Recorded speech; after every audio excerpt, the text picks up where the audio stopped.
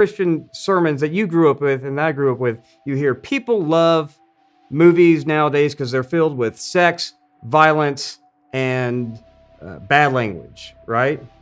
Okay, well, Netflix is littered with B movies that have tons of sex, tons of violence, and tons of bad language that everyone hates. But then you have Game of Thrones that seem to capture that thing, and they're like, that has a lot of sex and violence and poor language in it too. Why does everyone like that?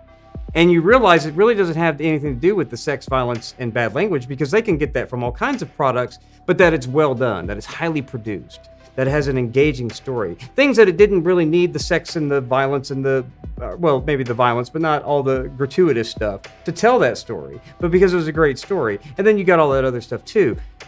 The mistake the church always makes is it's always the things that are bad that everyone likes about it in culture, and they don't see what is good about it. Because there's always a knockoff of Game of Thrones that you can find put out by some B-movie studio that nobody cares about, everyone hates it. And they don't hate it because they just wanted the sex, the nudity, and the bad language.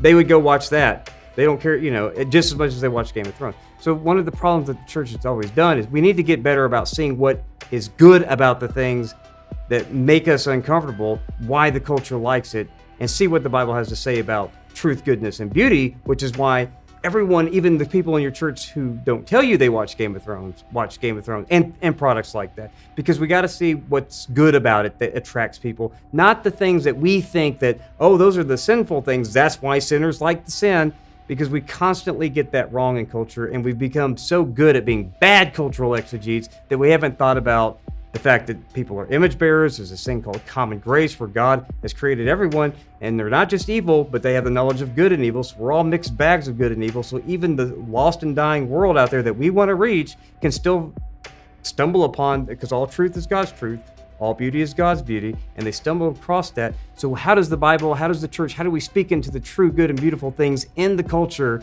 to attract them to us to say, hey, we recognize that, but we just believe that's the Jesus in you, instead of always being the cultural lagging behind to where we finally figure it out after we've lost them, or we just are the anti-everything.